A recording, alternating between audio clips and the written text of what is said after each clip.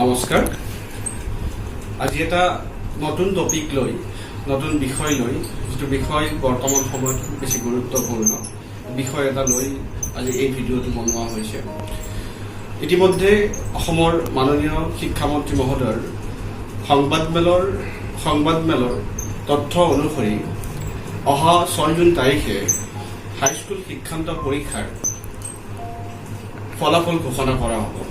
আমাৰ তথ্য অনুসৰি এইবেলি প্ৰায় 3 লাখতকৈ অধিক ছাত্ৰ ছাত্ৰী এই পৰীক্ষাত অৱতীৰ্ণ হৈছে। 2020 চনৰ হাইস্কুল শিক্ষান্ত পৰীক্ষা যি 14 ফেব্ৰুৱাৰীৰ পৰা 28 ফেব্ৰুৱাৰীলৈকে এই পৰীক্ষা অনুষ্ঠিত হৈছিল আৰু এই পৰীক্ষাত অৱতীৰ্ণ হোৱা সকলো ছাত্ৰ ছাত্ৰীলৈ পোনপ্ৰথমে মই শুভেচ্ছা জ্ঞাপন কৰিছোঁ। তেওঁলোকৰ যি 6 তাৰিখে ফলাফল ঘোষণা কৰা হ'ব, তেওঁলোকে আশা কৰা ধৰণে, তেওঁলোকে মনে বিচৰা ধৰণে তেওঁলোকৰ যাতে ফলাফল হয় তাৰ কাৰণে মই তেওঁলোকক শুভেচ্ছা জ্ঞাপন কৰিছোঁ আৰু প্ৰাৰ্থনা কৰিছোঁ যাতে তেওঁলোকে বিচৰা ধৰণে পায়। আজি এই ভিডিঅ'টো বনোৱাৰ উদ্দেশ্যটো হ'ল যে সচৰাচৰ হাইস্কুল শিক্ষান্ত পৰীক্ষাটোক আমি এটা বেলেগ দৃষ্টিৰে চাওঁ, কাৰণ ছাত্ৰ জীৱনৰ প্ৰথমবাৰৰ বাবে এটা খুব দৰকাৰী, খুব জীৱনৰ গুৰুত্বপূৰ্ণ পৰীক্ষা হিচাপে বিবেচিত হয় হাইস্কুল শিক্ষান্ত পৰীক্ষা, যাৰ কাৰণে ছাত্ৰ ছাত্ৰীসকলে বা অধিকাংশ অভিভাৱকে এই পৰীক্ষাৰ ফলাফলক লৈ যথেষ্ট সচকিত হোৱা দেখা যায় আৰু ছাত্ৰ ছাত্ৰীসকলেও এই পৰীক্ষাৰ নামত যথেষ্ট কষ্ট কৰা দেখা যায় আৰু তাৰ উপৰিও এই পৰীক্ষাৰ ফলাফলক লৈ তেওঁলোকে অধিক আগ্ৰহেৰে ৰৈ থাকে।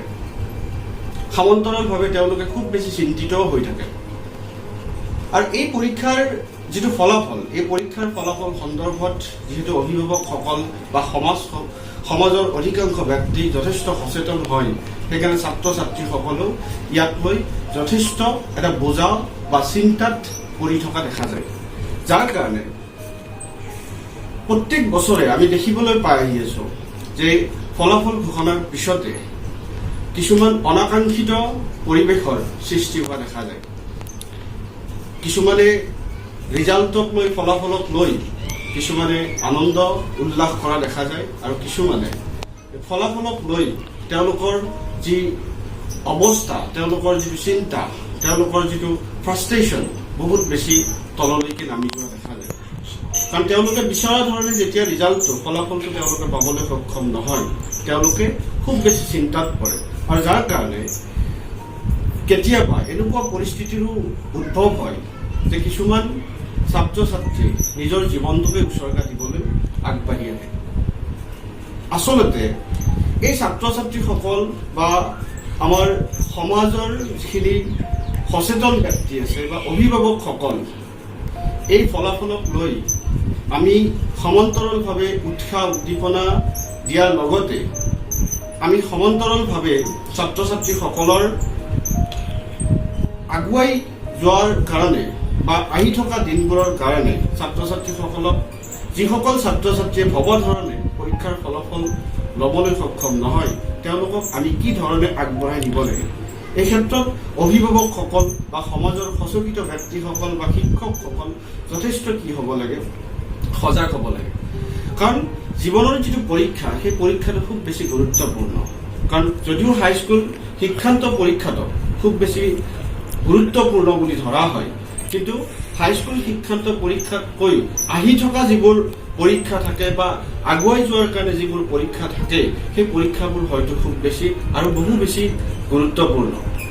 কাৰণ আমি বিভিন্ন সময়ত দেখিবলৈ পাওঁ যে কিছুমান ব্যক্তি যি মেট্ৰিক পৰীক্ষাত, হাইস্কুল HSLC পৰীক্ষাত 3rd ডিভিজন পাবৰ কাৰণে সক্ষম হয়, 2nd ডিভিজন পাবৰ কাৰণে সক্ষম হয় বা কিছুমান ফেইলো কৰে, কিন্তু পৰৱৰ্তী পৰ্যায়ত সেই ব্যক্তিসকলে UPSCৰ দৰে পৰীক্ষাত সফলতাৰে উত্তীৰ্ণ হয়, IAS IPS এনেকুৱা ধৰণৰ পদো তেওঁলোকে অলংকৃত কৰিবৰ কাৰণে সক্ষম হয়।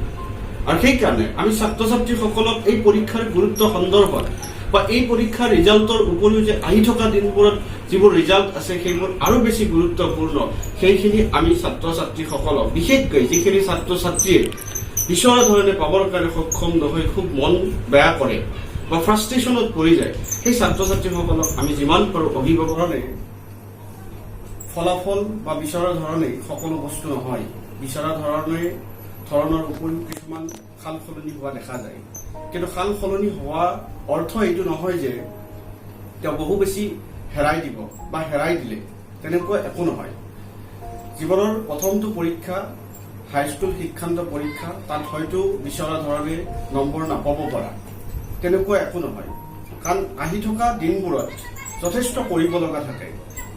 কমকৈ পালেও বা কম বিচৰা ধৰণে ৰিজাল্ট নহ'লেও তাত বেছি ফ্ৰাষ্ট্ৰেশ্যনত নপৰি আহি থকা দিনবোৰৰ বাবে কঠোৰ পৰিশ্ৰম আৰু কঠোৰ মানসিকতাৰে এটা পজিটিভ বাতাবৰণ লৈ আগবাঢ়ি যাব লাগিব।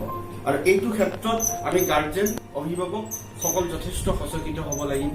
অভিভাৱকসকল অন্তত ৰিজাল্টৰ পিছত যদি তেওঁলোকে বিচৰা ধৰণে তেওঁলোকৰ ল'ৰা বা ছোৱালীয়ে ৰিজাল্টটো কৰিবৰ কাৰণে সক্ষম হোৱা নাই, সেইখিনি সময়ত আমি অন্তত সেই ল'ৰা ছোৱালীখিনিক আমি ৰিজাল্টৰ ওপৰত বেছি কথা নকৈ আহি থকা ভৱিষ্যত দিনবোৰত যে আৰু কৰিব লগা আছে, আৰু বেছি কষ্ট কৰিব লাগিব, সেই কথাটো আমি শিকাব লাগিব।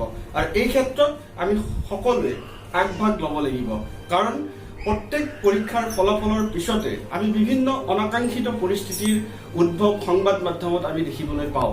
যাতে তেনেকুৱা পৰিস্থিতিৰ উদ্ভৱ নহয়, আৰু তেনেকুৱা পৰিস্থিতি হয়তো উদ্ভৱ নহ'ব যেতিয়া আমি ছাত্ৰ ছাত্ৰীসকলে লোৱা বোজাখিনিক আমি কি কৰি দিব পাৰিম, সহজ কৰি দিব পাৰিম।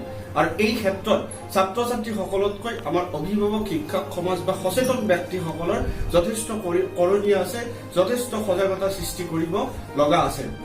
কাৰণ মই নিজে শিক্ষা বৃত্তিটোৰ লগত জড়িত হৈ আছো বা বিভিন্ন সময়ত ছাত্ৰ ছাত্ৰীসকলৰ লগত কথা পাতোঁ বা দেখা পাওঁ যে ছাত্ৰ ছাত্ৰীসকলে ৰিজাল্টৰ সময়খিনিত কেনেকুৱা ধৰণৰ এটা ভয় বা শংকা লৈ থাকে।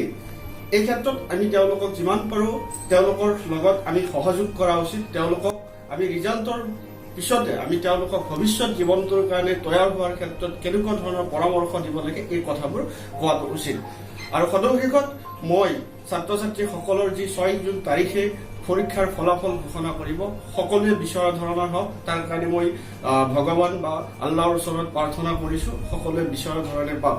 আৰু আহি থকা ভৱিষ্যত জীৱনটো যাতে তেওঁলোকে সফল হয়, তেওঁলোকে বিচৰা ধৰণে তেওঁলোকৰ লক্ষ্যস্থান যাতে তেওঁলোকে কৃতকাৰ্য হ'ব পাৰে, তাৰ কাৰণে ভগৱান বা আল্লাহৰ ওচৰত প্ৰাৰ্থনা কৰিছোঁ। সদশেষত ছাত্ৰ ছাত্ৰীসকলৰ বাবে 6 জুনত যি হাইস্কুল শিক্ষান্ত পৰীক্ষাৰ ফলাফল ঘোষণা হ'ব, সেই ঘোষণাৰ তেওঁলোকে কোনটো ৱেবছাইটত চালে ৰিজাল্টটো ল'ব পাৰিব, এই সন্দৰ্ভত মই মোৰ ভিডিঅ'টোত লিংকবোৰ দি দিম, আপোনালোকে চাব পাৰিব। ধন্যবাদ। জয় আই অসম।